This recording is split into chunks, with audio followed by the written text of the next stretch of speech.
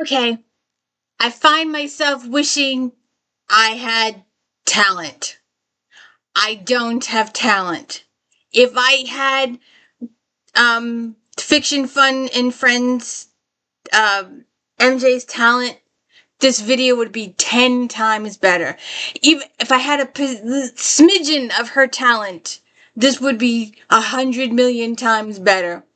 But it's not. And it's just making me sad that I can't do stuff. Because if I could do stuff, I would have a magic wand here and I would change into a fairy princess or wear a fancy dress with a little glitter on my face and do all this extra special stuff. And it's just not me. This is the what you see is what you get video, and I'm sad that I can't do all these extra special effects because I know there's hundreds of millions of people out there that can. So if I could do special effects, I would have a fairy wand in my hand and I'd be waving it like Disney and see the sprinkles or the fairy dust and changing into a fairy godmother outfit or a Cinderella outfit or any of those special things. And yes, this is where you're at. Not only that, but I have made this a cluster F. This is a major cluster F. I have this was a simple idea that exploded on me, and the mess in front of me you would not believe. So, this is the D. Louise book series. Welcome. My name is Christina, K-R-S-T-I-N-A. This is where we read books and talk about books. There are no special effects going on here, obviously. And I would hope that you watched Star Trek Next Generation this morning, my recap. I worked really hard on those. No one is watching. If you could also please check out Flashback Mondays, I would appreciate it. I do 50 to 60, 70 books a week, depending on what I have that month. Would really appreciate it if you would check those out.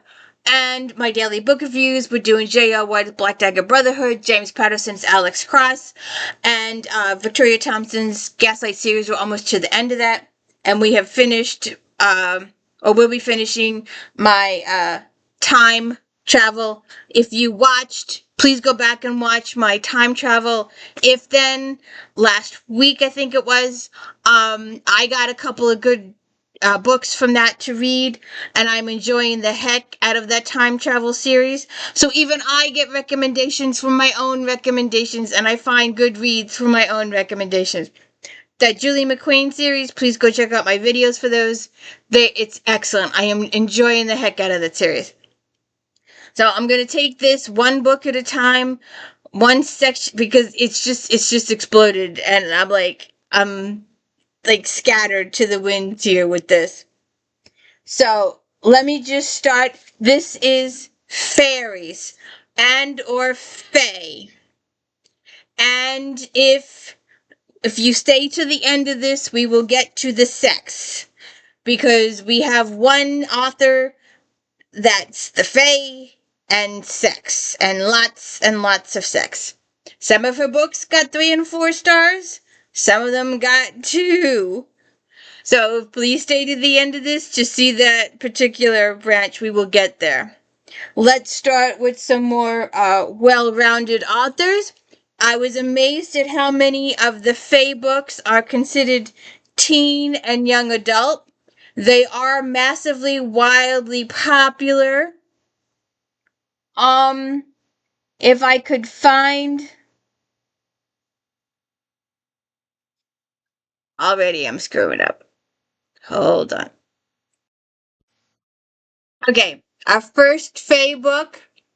My name is Megan Chase. In less than 24 hours, I'll be 16. Countless stories, songs, and poems have been written about this wonderful age when a girl finds true love and the stars shine for her and the handsome prince carries her off into the sunset. I don't think that will be for me.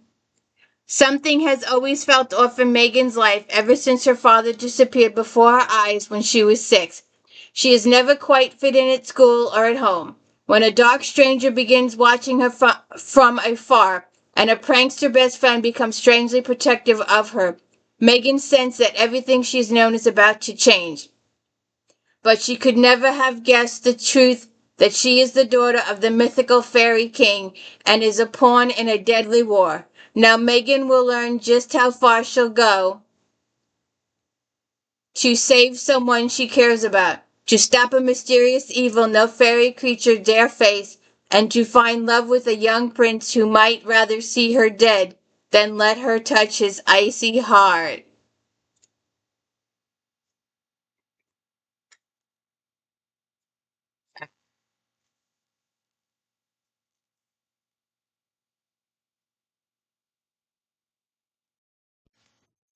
A really massively popular author today. These books are in high demand today. Sarah J. Maas, Court of and Roses.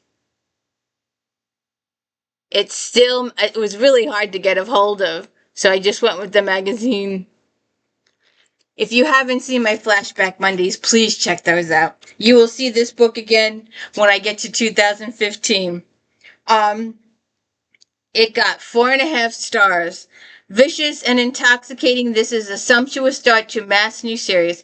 With her signature style, the author weaves traces of familiar fairy tales with her own blend of magic to create a dazzling world, complex characters, and sizzling romance. Frey is a charming heroine with a perfect amount of flaws and strength, and her chemistry with Tomlin is wonderfully tangible. Readers will revel in the story's maturity and darkness. After killing a wolf in the woods, 19-year-old Frey is forced to reside in the fairy world as punishment. But her captor, a powerful immortal named Tamlin, isn't all he appears to be, and despite the many dangers and secrets of this world, she can't help but fall for him. When a deadly force begins affecting the fairylands, Frey must find a way to stop it and save Tamlin and her family. A Court of Thorn and Roses. It's still in demand today. Still in very high demand today. Another experimentation. Holly Black, The Red Glove. I don't know how well you can see that.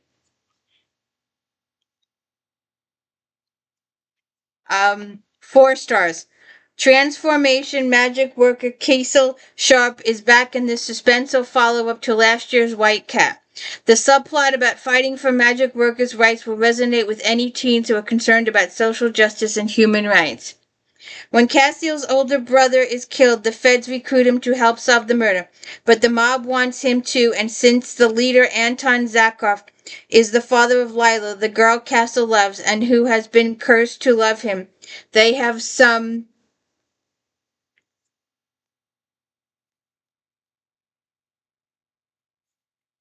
okay.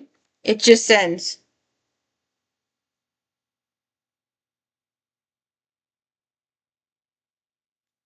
Extra leverage. Okay, that's it. The last sentence. Okay. So that was the red glove. DC Hunter. Born at midnight.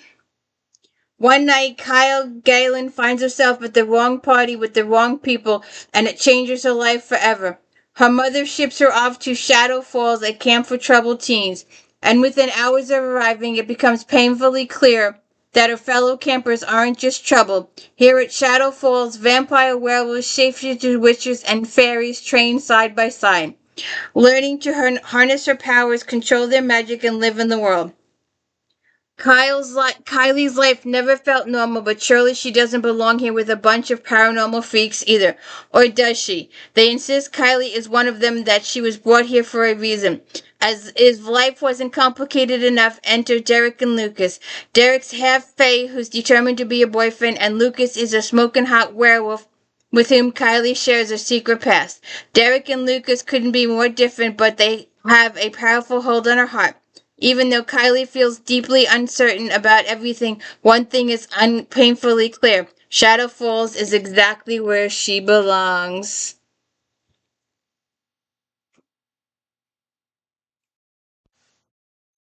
Indexing, Sean McGuire.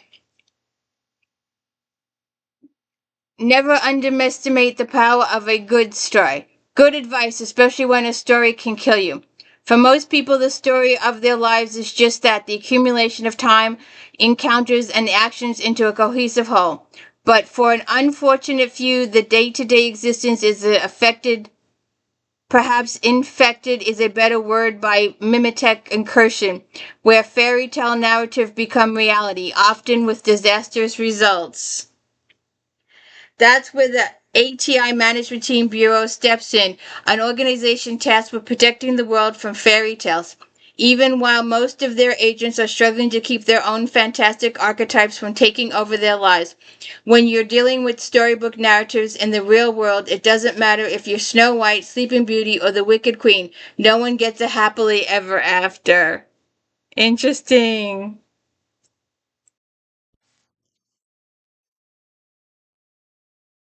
A Star Shall Fall, Marie Brennan. 4 stars. Brennan revisits the world created in Midnight Never Come, moving it forward into England's Age of Enlightenment and using newfound discoveries in science and math to advance the plot, and strengthening the link between the mortal and the fae. The world building is richly nuanced and the plot complex, with a lengthy, initially bewildering cast of characters. Readers who enjoy lush historical fiction will surely appreciate Brennan's finesse here. Careful reading is required to avoid getting lost in the ambitious plot and wealth of detail. Fae of Onyx Court, under the rule of Lune, are threatened by a great dragon they had thought banished to Halley's Comet nearly a century earlier. But recent astronomical discoveries reveal that the comet's return is nigh, placing both mortal and Fae London in danger. The Fae's hopes resting on young, inexperienced shoulders of Galen St. Clair, their stone prince, and the strongest link to the mortal London, as Lune physical threatened and political threatened holds to fast decaying court. And the second one with Marie, I just pulled 2 out. Um,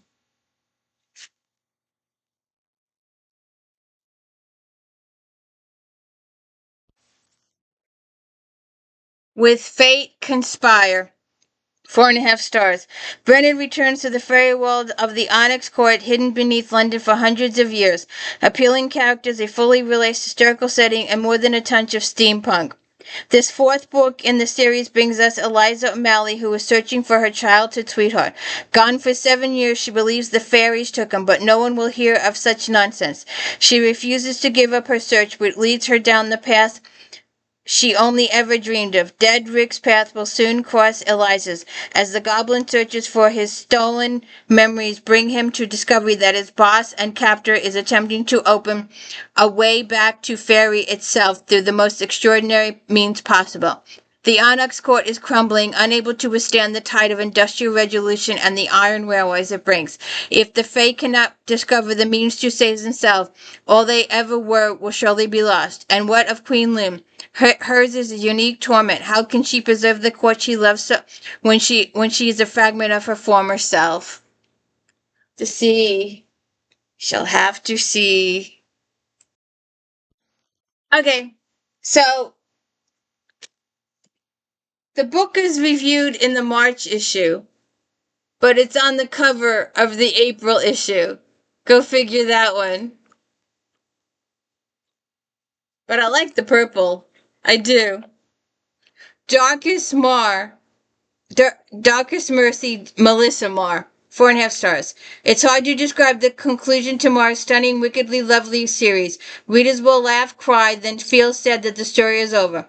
Marr is a master of the trade, trying up her storytelling magically with her best work to date. Fans will not want to miss this shocking, heart-stopping finale. Oh, I guess I should have done the other one first. I'm sorry. Fairy falls into chaos as the courts prepare for war. While Barnett grows stronger, Keenan, Aslan, Seth, Neil, and Diamond must fight their own inner battles with love, loss, betrayal, insanity, and desire, which ignite the flames for battle that determine the fate of Fairy. And then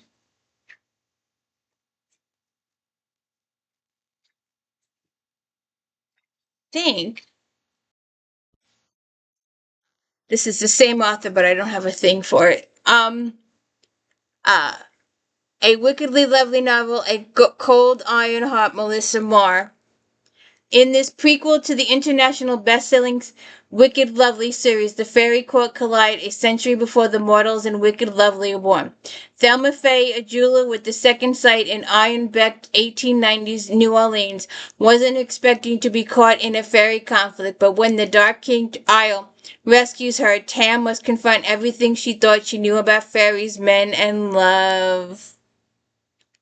Interesting. Tina Connolly, Iron Skin.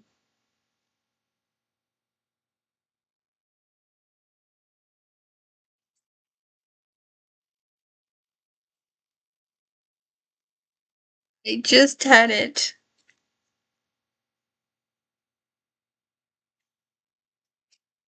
There's no special editing here. Got 4.5 stars. This astonishing book, an evocative reimagination of Jane Eyre that concerns itself with beauty, love, and social upheaval. Jane Elliott is an unforgettable protagonist, and the setting strange and familiar at the same time. Connolly's fey creatures manage to be ethereal and menacing. This lyrical and utterly marvelous debut novel is one of the standout books of the year. Jane, a survivor of the Great War between humanity and the Fae, wears an iron mask to protect the world from her Fae curse. After her sister's engagement to a rather unpleasant upper twit, Jane accepts a position as a governess at a remote estate, caring for a child, also cursed. Born during the Great War, Jane believes she can reach Dory and teach her to integrate into human society, but it is less confident around her employer, the artist Edward Rochart. Jane finds him mysterious and intriguing as she uncovers the truth behind Dory's curse and his art. Also, just learns how far she is willing to go to shed her iron mask. Interesting. Okay, one of my authors.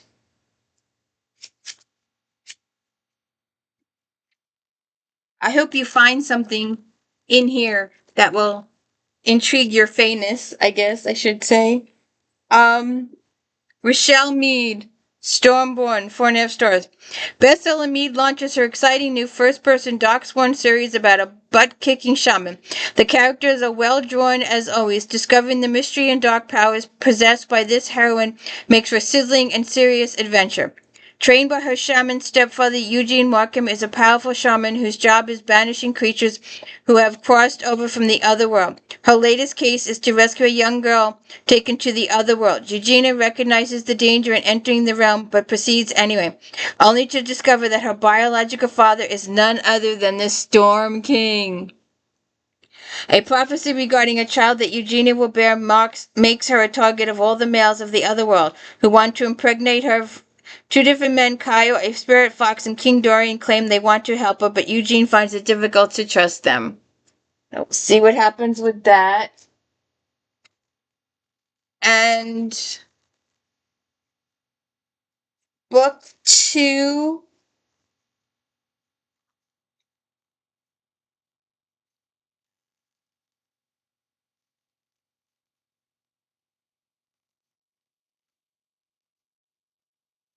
The Thorn Queen, 4.5 stars. Since we last saw half human, half fae shaman Eugenia Markham, her life has gotten considerably more complicated. Through the eyes of her reluctant queen, Mead thoroughly explores the workings of the other world with not one but 2 sexy men vying for her attention. Cool beans. Ah. Okay. This is a small series. I'm just gonna do the review on the first one. Grave Witch, because we'll see these again in Flashback Mondays. Kalayna Price launches a new urban fantasy with a heroine with unusual relationship with death. He likes her. Protagonist Alex leads an intriguing cast of characters that inhabit a reality where supernatural have revealed themselves. The uneasy relationship between humans and the paranormal gives the story an edgy, intense quality. Grave witch Alex Kraft is trying to make a living raising shades of the deceased. When she is called in to consult on a few murder cases, Alex gets more than she bargained for. First, the shade of a murdered woman attacks her, which shouldn't be possible. Then, while studying the body of murdered Governor Theodore Coleman, Alex discovers some unusual spells have been cast. Then, somewhat mysterious Detective Fallon Andrews is not happy at Alex's interference. Alex learns from a helpful ghost, Roy Pearson, that the body of Coleman is really Roy's. And as Alex investigates the murders, all point towards the advent of spell casting. And that's that one. And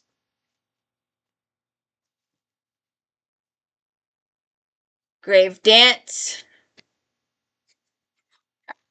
I'm not gonna do this one. Grave Memory.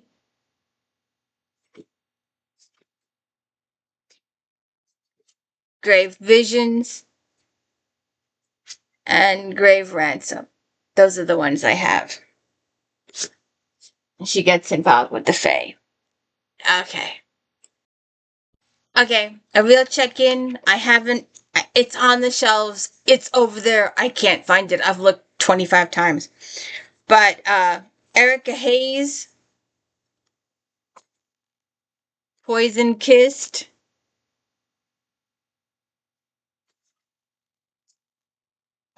It only got 3 stars. While Hayes has created an intriguing alternate reality richly drawn and fully realized in her latest Shadow Fate Chronicle, the main problems with this book is that there's too many different storylines, each told from multiple personalities. Some first, some third. So not only does the main plot get lost in the mix, but the perspective also gets lost. Okay, skip that one. Let's forget I mentioned it. Ah, okay. Now. Okay. So this next one, she's one of my authors, and I was trying to find. They didn't review the early ones. Really ticked me off. They put her on the front page, and they give her like a 5-page spread in the magazine, but they don't review her book. I couldn't find a review of it. So, book 1 is Dark Fever. Michaela Lane's life is good. She has friends, a decent job, and a car that breaks down only every other week or so. In other words, she's perfectly ordinary 21st century woman.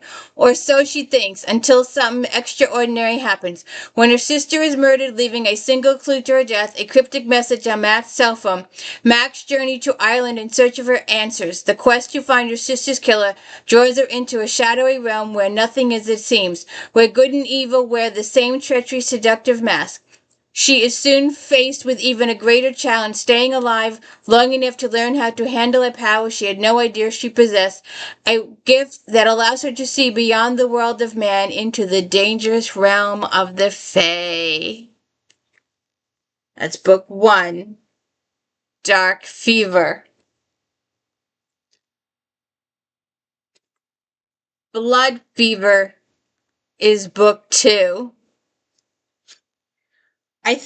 I used to think my sister and I were just two nice southern girls who'd get married a few years and settle down to a quiet life. Then I discovered that Elena and I descended not from good, wholesome southern stock, but from an ancient Celtic bloodline of powerful Sidseers, people who could see the Fae. Not only can I see the terrifying otherworldly race, but I can sense the sacred Fae relics that hold the deadliest of their magic. Book 2. Fae Fever, Book 3.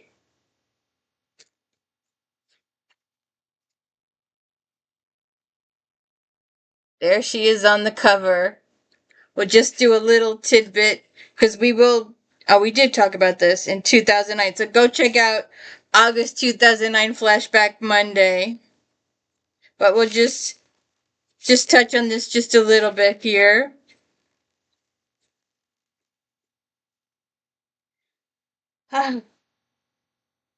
From Karen, when I can get my advanced reading copy of Dream Fever, if I had $5 for every time I've been asked that lately, I'd buy myself a new car. Marketing the Fever series has presented a unique challenge as Mac Tale unfolds over 5 books, with each of the first 4 installments ending with a cliffhanger.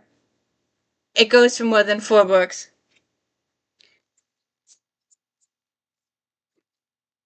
You can check out my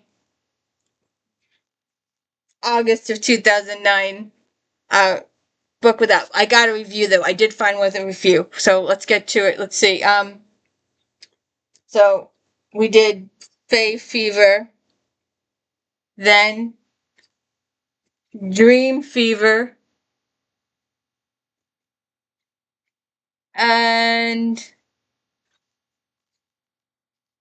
Shadow Fever. We got a review. It got a gold medal. It was top pick. It got 4.5 stars.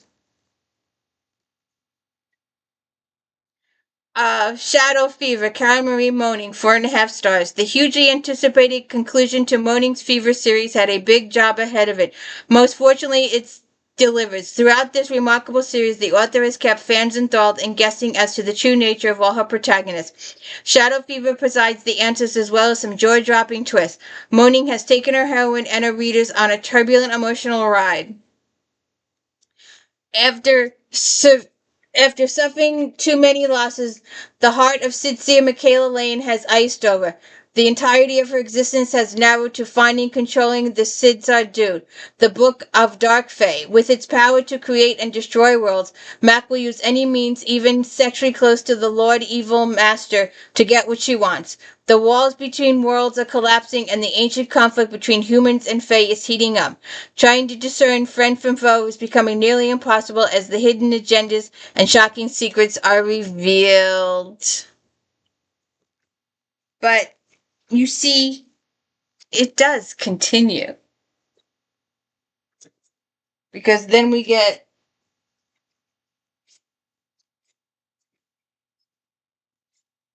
iced. Danny Mega O'Malley plays her own set of rules and is in a world overrun by dark fae. Her biggest rule is do what it takes to survive. Possessing rare talents and all-powerful Sword of Light, Danny is more than equipped for the task. In fact, she's one of the few humans who can defend themselves against the Unseelie. That's that one. And the next one is Burned. And the next one is Eversong. And that's the last one I have. I just discovered I need to get the next 2. High Voltage and Kingdom and Shadow of Light. So we'll get on those 2.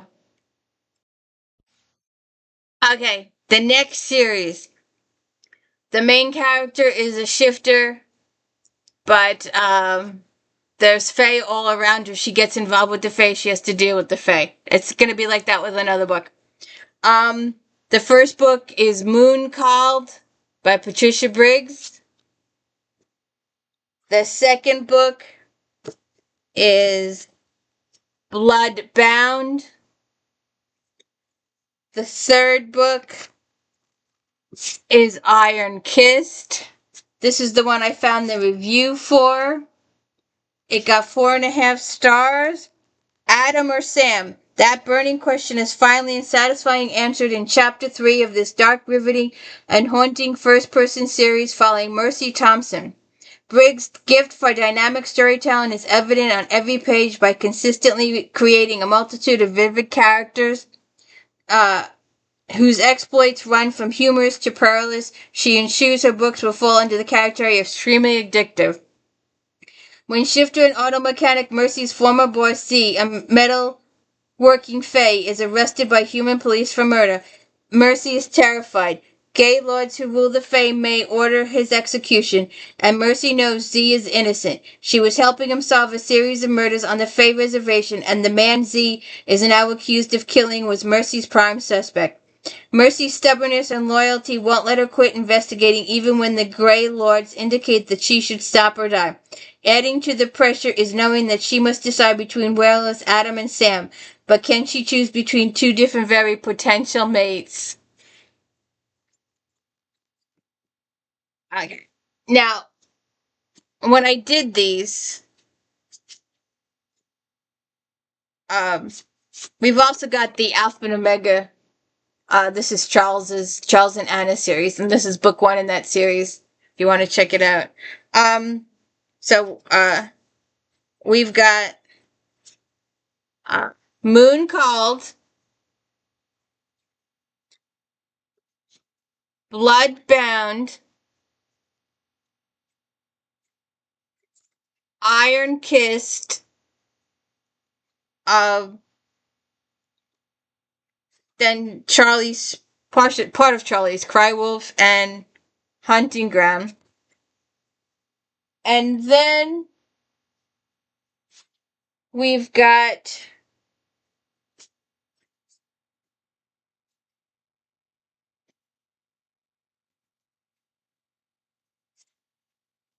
Silverborn,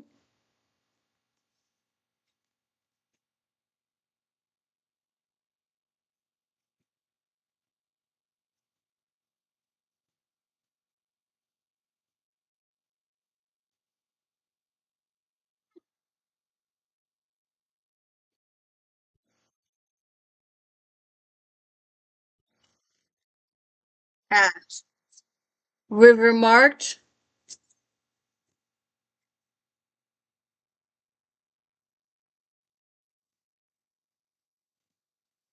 I just had it.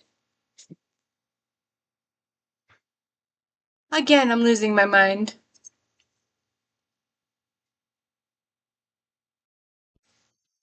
Frost Burned, Night Broken, Fire Touched, Silence Fallen,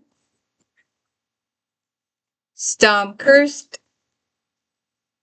Smoke Bitten, and I've been saving this. I wasn't going to do it now, but if you want to see an unboxing. Oh, look, a co-host. How you doing there, co-host? Come here. Come here. Come here. This is a co-host. He stopped by to say hello. How's it going there, co-host? Mr. Casanova.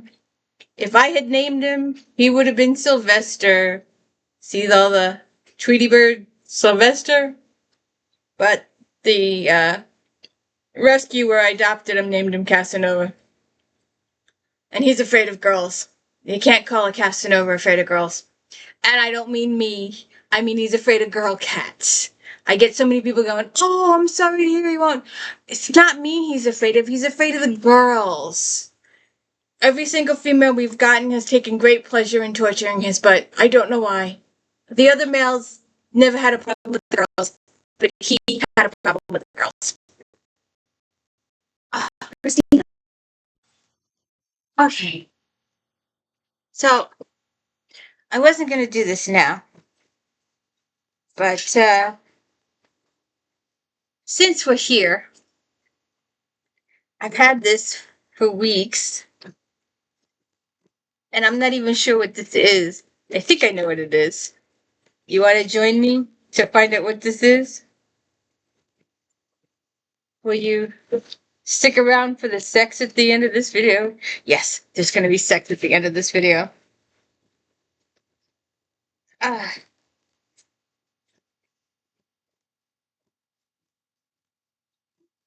I wish I had the special effects that some of the other channels have. Yes, ma'am. Come here. This place is a wreck now. But, so.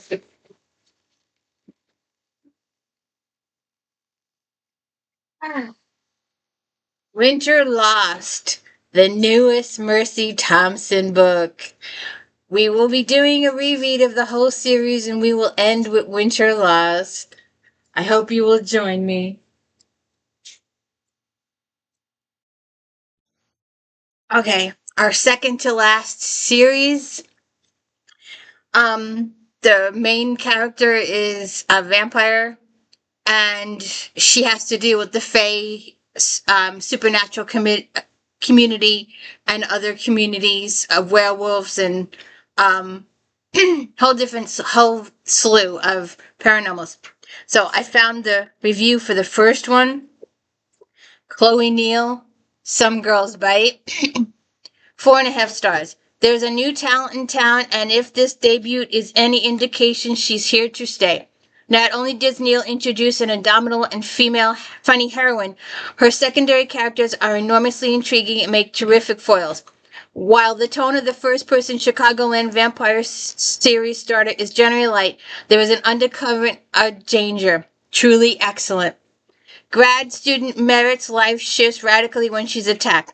A vampire rips at her throat, but she's saved in turn by master vampire Ethan Sullivan of Cadogan House. Chicago vampires have only recently announced their existence, and the populace is adjusting, not thrilled that she has no say in turning. Merritt is certainly not one to bow and scrape, which explains why she inadvertently challenges Ethan. A mystery vampire killing girl spells trouble for the vampire world. Then Merritt receives a death threat. So, and her best friend is a witch.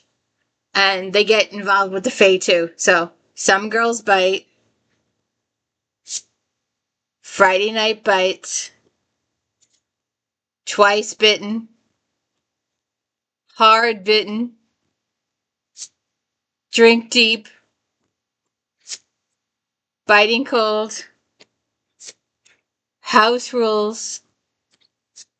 Biting Bad. Wild Things. Blood Games. Dark Debt. Midnight Marked. Blade Bound. And the next series, The Heirs, the kids of Merritt and Ethan. So please check these out. These are awesome books. Okay. And now for the sex. I don't have the first few reviews, but I do have the last few reviews. So, we start out with A Kiss of Shadows. Let me just...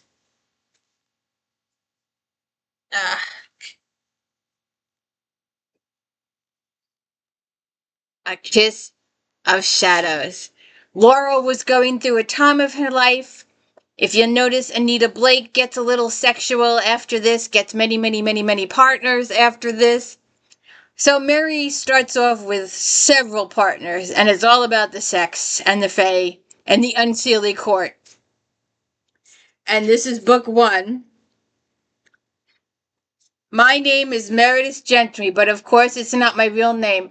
I dare not even whisper my true name after dark for fear that one hushed word will travel over the night winds to soft ear of my aunt, the queen of air and darkness. She wants me dead. I don't even know why. I fled the High Court of Faerie 3 years ago and have been hiding ever since.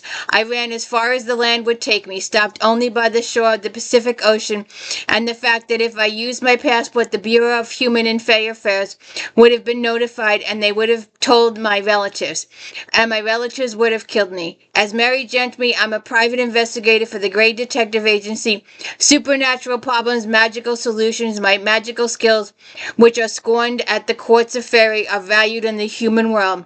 Even by human standards, my magic isn't flashy. Fine by me, flashy attacks too much attention, and I can't afford that. Sightings of the Princess Meredith are now more popular than Elvis sightings. Rumor has it that I'm not dead, not quite. I'm Princess Meredith McNessis, If you read that name after dark, you call down a knock upon your door from a hand that can kill you with a touch. I have been so careful, but not careful enough. The shadows have found me, and they are going to take me back home, one way or another. Book 1.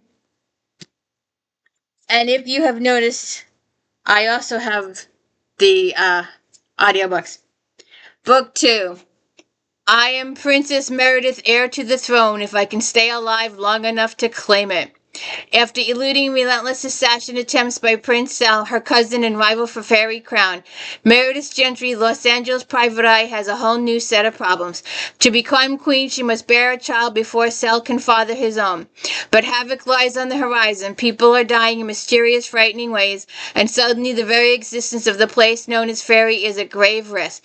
So now, while Meredith enjoys the greatest pleasures of her life, attempting to conceive a baby with the warriors of her royal guard, she must fend off an ancient evil that could destroy the fabric of reality, and that's just her day job.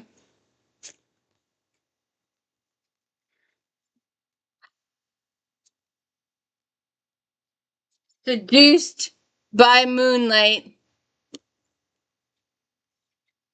My aunt, the Queen of Air and Darkness, is no longer distracted by her unusual sadist hobbies.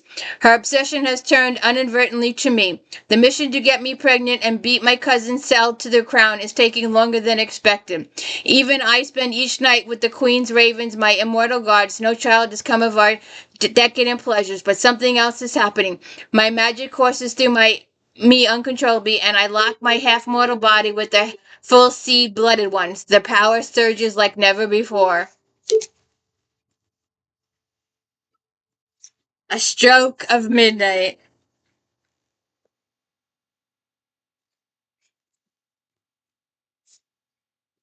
Minstrel's kiss.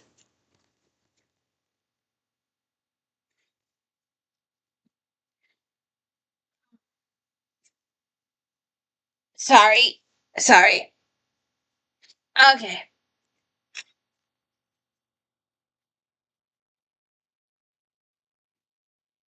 Um, I'm pretty sure. So then we get into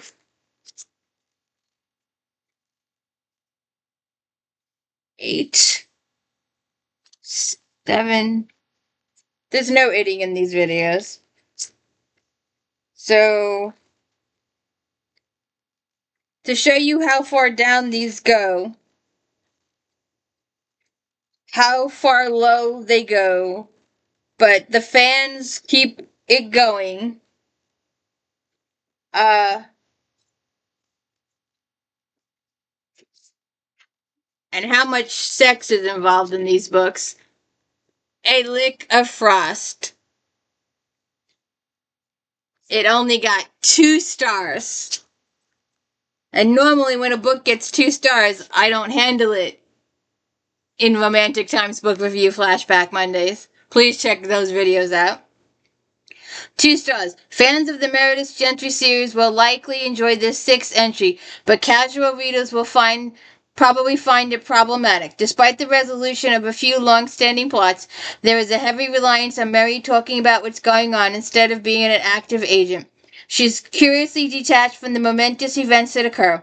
A fatal flaw in a book with a first-person narrator. If Mary doesn't seem so be passionately involved in her life, why should we be? Fairy Princess Meredith Gentry has left the relative safety of the unseelie court for the mortal world of Los Angeles, where she will continue in her quest to gain the throne by becoming pregnant. Mary's uncle, king of the Sealy court, makes a ham-handed attempt to hurt her through her lovers. Accused of rape, they're in the midst of discussion with the district attorney's office when her uncle shows his true colors and grievously injures Doyle and Rias in a fit of madness. Like I said, sex. Then, uh, swallowing darkness. This also got 2 stars. The 7th book of the Mary Gentry series is of a piece with the previous 6 descriptions of clothing, hair, and eyes take precedence over story. Random objects of power appear fortuitously, and Mary and her guards take time to process their emotions while running for their lives. Sex. Lots and lots of sex. I am Meredith Gentry, Princess of Fairy, wielder of the hands of flesh and blood. At long last I am with child, twins fathered by my royal god through my uncle Tyrannus, king of light and illusion, claims that he is the true father since he abducted me from my throne, betrayed and defiled me. Actually, I believe she ends up with 3 kids and 3 different fathers. Don't quote me on that though. Swallowing darkness. And divine misdemeanors. Oh, I also, if you've seen some of my other videos, I have a lot of Laurel K. Hamilton merchandise. You'll have to check out. That's all Anita up there, by the way. That's all Anita. You may know me best as Meredith McNissus, Princess of Fairy, or perhaps Mary Gentry, Los Angeles Private Eye. In the Fae and mortal realms alike, my life is stuff of royal intrigue and celebrity drama. Among my own, I've confronted horrendous enemies and endured my noble king's treachery and malevolence, and honored my duty to conceive a royal heir, all for the right to claim the throne. And this got 4.5 stars. This is one of the better ones. This may well be the best Mary Gentry book so far, with a thrilling, fast-paced plot and cooperative little sexual activity. Hamilton is a master at penning characters that grow realistically and change with each book. Just when detail makes that her writing so enjoyable. Fans of the series should be completely satisfied. Newcomers and those may have missed the last book or two will quickly be brought up to speed on recent events in Mary's world. Pregnant Princess Meredith and the Fae must devote to her are adjusting to permanent exile in Los Angeles, when a series of murders pulls them away from the peace that life outside the unseelie court brings. Someone or something is murdering the demi-fae, the little flower fairies that tend to the city's parks and wild spaces.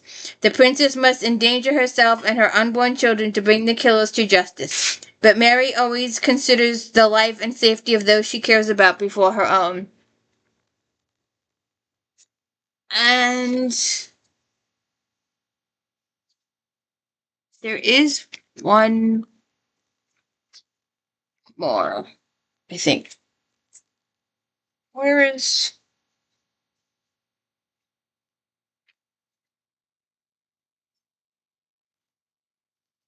Wait.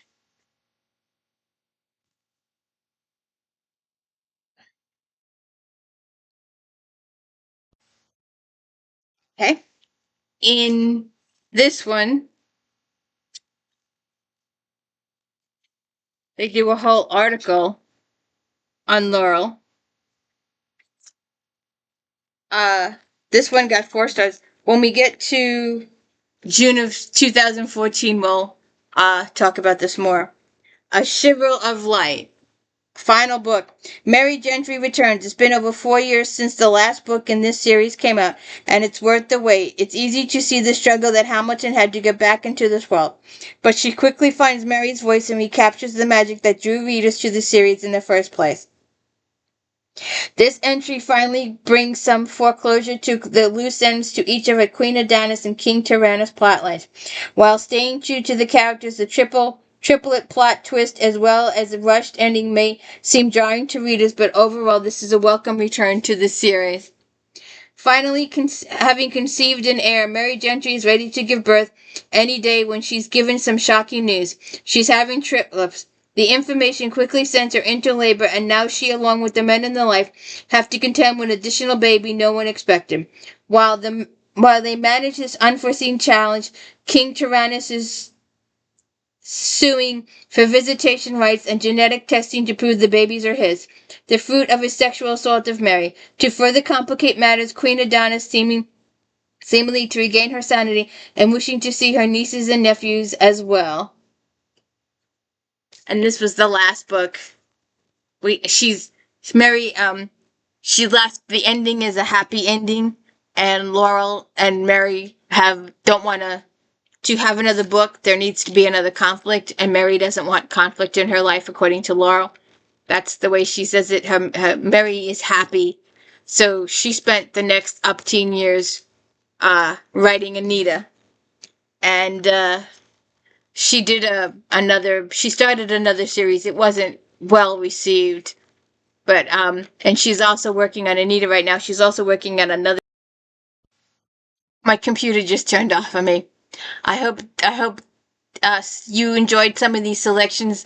I hope they gave you some ideas on what to read, and maybe you like FAE, and maybe you will enjoy some of these FAE books. I was really surprised to find out how many of them were youth and young adult books, but there are quite a few FAE here on these shelves. I hope I showed you a good variety of them. Maybe you found something to read. If you could please check out my Star Trek Next Generation recaps and that showed this morning, and my If Then. Thank you for joining If Then. I think this is 23. I'll have to double check. And if you could please hit the like and subscribe, I'd appreciate it. If you could go check my vampires, my witches, my homicide, my FBI, my Highland, my kilts, my time travel one is just awesome. I actually found an author that I'm thoroughly enjoying, Julie McQuain. So if you could please check all that and please hit the like and subscribe, I'd appreciate it. Thank you so much.